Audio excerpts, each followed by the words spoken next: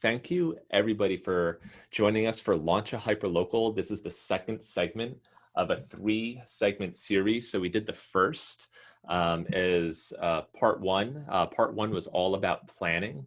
So if you are getting into or thinking about launching a hyperlocal news business, if you take a step back and you put a little planning into what you're going to do, thinking about what it is that you want to achieve, the content that you're going to cover, money, very important. Definitely something that you want to think about. So how are you going to make money? How much do you need to survive? How long is it going to take you to make the money that you need to be comfortable? That's all covered in part number one. And of course, we'll reference some things in part one and do a brief review on this webinar. But the purpose of this series is to put together the most comprehensive guide for launching a hyperlocal that's available. So there are some guides that are kind of in the form of blog posts that were pushed out here and there over the years. But what we really want to do is cover all 3 aspects. Planning to launch a hyperlocal, so thinking about what you're going to do before you do it, actually launching it. And that's a fairly technical conversation. So we're going to be stepping through some of your technical choices today. Because it is an online business and most of it does rely on technology. And the third piece on Friday at the same time is going to be all about growing your business. So once you're launched, how do we grow our readership, subscriber base, advertising revenue? And then more importantly, how do we grow as a business person? Because everybody who's launched a hyperlocal is, a lot of them are either have an ad sales background or more frequently, probably a journalist background. So you kind of have to make that transition to becoming a business person and doing the things that the business needs. So it ends up being a little bit of a different skill set. So you're kind of starting, we're not naturals right away. So we kind of start, kind of in that rookie level, and then we get better and better and better over time. How do we do that? We discussed that in part 3. We have another great panel lined up for part 3. So just jumping into our actual webinar. First thing, we just have a couple quick announcements. So Broadstreet, we're putting together a group of a virtual community called The Intersection. We've had a community group on Facebook, which you can find if you search for Broadstreet Community. This kind of virtual community for publishers who can, and if you've ever been in the Facebook group, you know that publishers kind of lean on each other for questions, say, hey, I'm experiencing this with an advertiser. How should I approach that conversation? Or do you guys do so-and-so? And you always get some really good feedback. So we want to kind of have that in virtual form online. We always recommend first Lion Publishers, lionpublishers.com if you're unaware of it. It's kind of a trade association for local independent online news. That is probably your first stop for meeting and for meeting other people who are also in this space. So Gary, Josh, Marcy, Michael, Uriah, you guys are all members of Lion. And that's where, we got to know each other. The Intersection is intended to be kind of just strictly virtual. When we're not at Lion and we do want to kind of interact with our peers, because that's where a lot of our learning is going to come from. That's what the Intersection is all about. So if you search for Broadstreet Community on Facebook, you'll find it there.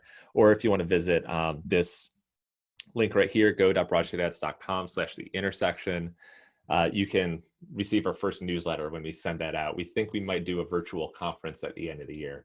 So that's something that you might be interested in. Secondly, Broadstreet Solo.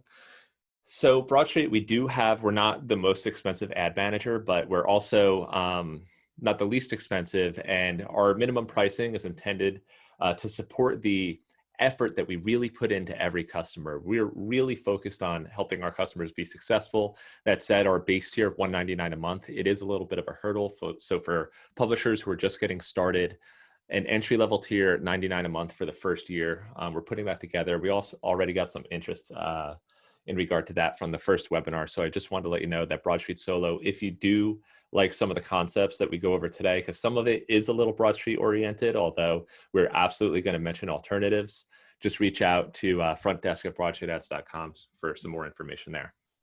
So Broadstreet, it's an ad manager. So it's a software that you use to place your advertisers on your website. So display advertising, sponsored content, managing all of that. That's what it does at its core, but we were founded in 2012 kind of at Lion/Block by Block, which is the predecessor to Lion, we have a commitment to our customers' prosperity. So we're always thinking about what we can do to help our customers be successful in display ad sales, sponsored content sales, newsletter advertising sales. This is where our customers make the majority of their income, and we're always thinking about what it's going to take for them to be successful in that space. Our client base is about 70% local news. We do have some city and regional magazines. 20% are probably B2B or trade magazines, but the commonality is that they all have direct sales teams. So I would say that we probably have the most experience working with hyperlocal publishers than really any other company, because we focused on it so directly. So I already mentioned the webinar segments. Part 1 is planning. So if you didn't catch that, we are recording them. We are going to post them in about a month once they're edited and trimmed. Today is all about launching. So the technical piece, so kind of demystifying or defogging some of the technical decisions that you're going to make. And we have obviously going to have some great input from our panelists on their experience with different platforms and different services. Part 3 is all about growing. How do you kind of make that transition from being a specialist or somebody who has that journalism background, become a business person? So if you haven't registered for part number 3, go to information.broadstreets.com/webinar schedule. If Tiffany or somebody can drop the link in there for anybody that hasn't signed up, that would be awesome. So Jacob asks in the chat, are you guys going to talk about libel insurance? We're probably not going to be talking about, we're primarily focused on the technical items today. So certain things like insurance, launching an LLC, we're not really covering that in this webinar series. Those are things that there's really good input that you can poke around online, or go to Broadstreet community and ask that question there. So that's something we're probably not going to cover in this webinar series. So let's go over our agenda today. So we'll try and keep it pretty short. The webinar is scheduled for about 1 hour and 15 minutes.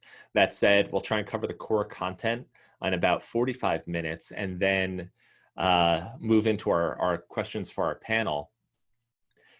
Next, we're gonna review webinar number 1 very quickly, go into some high-level tips, so things that probably don't deserve their a full discussion in this webinar, but things that you definitely want to know and think about as you're moving toward launching your business. We'll go through the launch steps. So things like getting a domain, a website. And for people who have been thinking about this, you might already have a domain, website, logo, etc. We're going to make sure that we cover the full breadth of things that you need to get launched. And we're probably going to be a little bit opinionated in some areas. We're going to make our best recommendations because we want you to be successful in this, and we'll make recommendations in areas where we think those would be best fits for you. Of course, we'll always mention alternatives. We'll go through our recommended setup, discuss the next webinar, what that's going to be about, and then we'll move into questions for our panel. So our panelists, so we have 5 panelists who all have experience building and running local news sites, and all members of Lion Publishers. So first, Gary Collins at Rock Springs, Wyoming. Gary's the COO and co-owner of Sweetwater Now. It's a multi-platform publication in Southwest Wyoming. He has a background in healthcare marketing and an interest in web and graphic design, and of course, enjoys all aspects of hyperlocal news and advertising. Gary's grown Sweetwater Now into one of the top 3 most read news sources in Wyoming, and has broadened its reach from web and social into email marketing and even promotional partnerships and events. So thank you, Gary, for joining us. Next, we have Michael Deenan out of New Canaan, Connecticut. So after starting a journalism career in newspapers in 2003, Michael worked for online publications, including Patch, and launched a news site covering his hometown in Connecticut in January 2014. So he's living the dream of working for and by himself, reporting news and earning a good living. Deenan lives with his wife, Marie, and their dogs, Marvin and Dexter, and he's a competitive Splatoon player. And he said, look it up. So I did Google it, and I knew of Splatoon, but definitely a fun fact. And then there's Uriah. So Uriah is out of, I think Uriah covers Prince William, Stafford counties in Virginia, the cities of Manassas and Manassas Park. He's an entrepreneurial journalist who worked in television and newspapers and later found a love for reporting on the web. He launched Potomac Local in 2010 to cover his hometown and the surrounding area. And then we have Josh Popachak over in Saucon Valley. Josh is a journalist and the publisher of Saucon Source, a website covering the local news in Eastern Pennsylvania. And he likes to think that if he can be a new media entrepreneur, anyone else can too. So very encouraging. Thank you, Josh. And then Marcy Setlow out of Great Barrington, Massachusetts. After a career in television, in the television media marketplace, Marcy and her partner launched the Berkshire Edge in April 2014. She's the publisher, while her partner David Scribner is the editor. The Edge, updated daily, serves the southwestern corner of Massachusetts and adjoining counties in New York and Connecticut. So thank you, everybody, for hopping on our panel today. Like I was saying, everyone on the panel is a business owner, and having them take an hour out of their day is definitely a big ask. So I really appreciate you guys jumping on, but I think we probably all agree on the importance of growing this space and helping to guide the next generation of entrepreneurs who are looking to get started. So let's quickly review. This will be part one. So in part one, we kind of discussed your vision. So what is that thing that we're trying to achieve? When we are thinking about launching a business, sometimes it's easy to just, or it's more exciting to just jump in, register a domain, get a logo, because we get excited about the idea, right? But sometimes it's helpful to take a step back and think about the things that we want to achieve with this effort. So how much money, ideally, in 1 or 2 years are we making that really equates to success for us personally? So we kind of have to cover that base. What is the brand or the business? What does that mean to our community, right? Are we the most read news source in our area? Are we the most trusted? There are going to be some elements of what that vision should be, but we kind of want to get that, even though it is high level and it's almost like the kind of thing that maybe you would sort of dismiss. You'd be like, okay, vision, yeah, let me move on to the rest. Vision is really important. We really want to outline the things that we want to achieve with this. And Tiffany, if you wouldn't mind linking the worksheet, and we're going to go over this worksheet in the webinar today, but we put together in part one a launch checklist.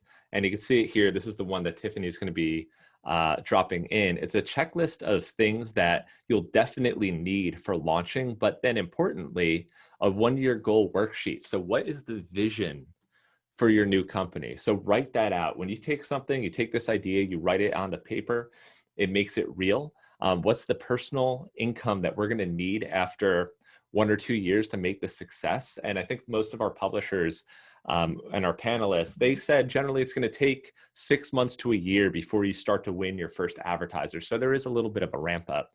So you need to take that into account. Take that revenue and try and multiply it by some factor, maybe like 1.5, because we also want to give ourselves a little breathing room so that we can start bringing on our first hires, paying for services that make our life a little bit easier. So we basically want to take a revenue goal. And then in part one, what we did is we worked back into that revenue goal. So how much money are we going to make from display ad sales, sponsored content, and subscriptions? These are the 3 big areas where really all of our customers make their money. It's on these 3 areas. Some do events and some have classifieds and business directories, but the majority of them, these are the 3 core areas where they're going to generate their revenue. So it's a good idea to mentally take that big number, that number that you need to achieve, and break it down into smaller pieces, and then start building a plan to achieve that. So we went over this in webinar part 1. So it's something to definitely think about. If you want to take this worksheet and make a copy, you can make a copy of it right here, start to edit it for yourself, kind of put in your own numbers. Planning is kind of your first step. So you do your planning, then you start after the planning is done, you have a pretty good idea of what you want to do. Of course, some things are going to change. You're going to have to make some edits in certain areas as time goes on. Then you're ready to launch. The next part that we focused on in webinar number 1 was money. How much money are we going to need to get started? What's the general cost of services? Really, how much should we budget and how much should we expect for actually operating this thing? How you'll make that money. So again, display ads, sponsored content, subscriptions, also newsletter display, which is more or less display advertising, setting those revenue goals and breaking them down into yearly and quarterly goals. Thinking about the viability of our coverage area, because we really, if we're going to grow a business, we need to grow it in an area that's going to support us. So do we have enough of a population where that's some percentage of that population, maybe 5 or 10%, if they sign up as subscribers to our publication, that's going to mean substantial income. We also need to think about our advertisers. So do we have enough advertisers where if we captured 5 to 10% of them, this could help us meet our goal? Do we have enough diversity of advertisers? So do we have some big advertisers, some big ticket ones like attorneys or healthcare organizations or nonprofits, different advertisers who actually have marketing budgets, right? So we are probably going to have to work with a lot of smaller potential advertisers too, some smaller businesses, but we want to make sure we have a good mix of bigger businesses with marketing budgets in there too, especially for our more premium ad slots, which we'll discuss today. And of course, as a small publisher, you have definite advantages. So we mentioned 10 advantages, and Tiffany, if you'd like to link that in our chat today too, you can think about, even though you're small, and it might seem that Google and Facebook, they have all of the advantages. You have definite advantages as a small publisher. You have a personal relationship. You are a local influencer, and you have the ability to do things that they wouldn't do. So things that you can't really achieve at scale, that's in your wheelhouse, things that you can do to help your advertisers and support your readers, so they can in turn support you.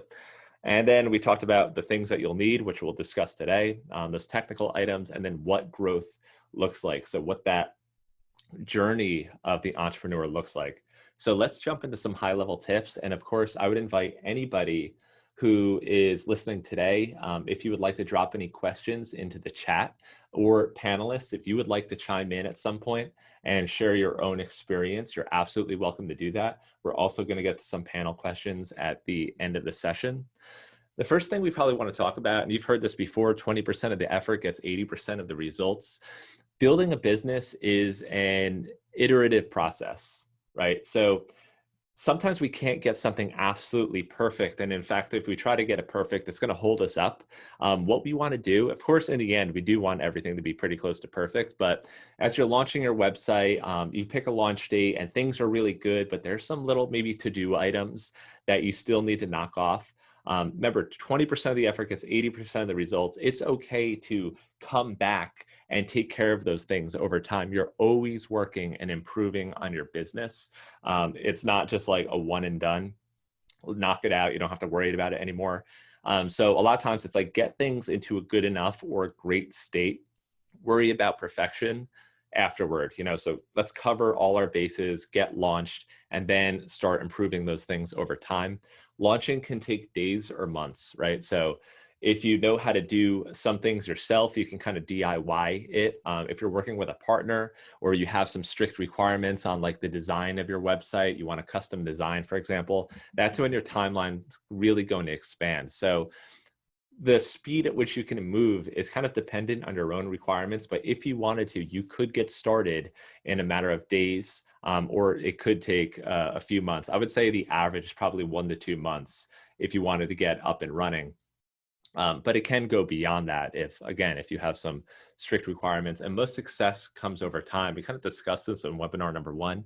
If you build it, they won't come immediately. You need to help things along. You need to build your audience, build your subscriber base. I think anybody who has that specialist background, whether you're a journalist or you're a developer building an app, or you're a chef who's thinking about starting a restaurant, you need to get the word out that you've launched and get those people coming in, because that success is going to come in over time. When we're launching, we kind of have these ideas, like we'd love it to be a wild success from day one. We'd like for things to go viral. And that kind of happens in those Silicon Valley success stories, the few, that's kind of the very tip of the iceberg. The rest of us actually have to build this thing over time. So you do have to put in a lot of work in the first couple of years and probably beyond that to make sure it's continually growing and getting better over time.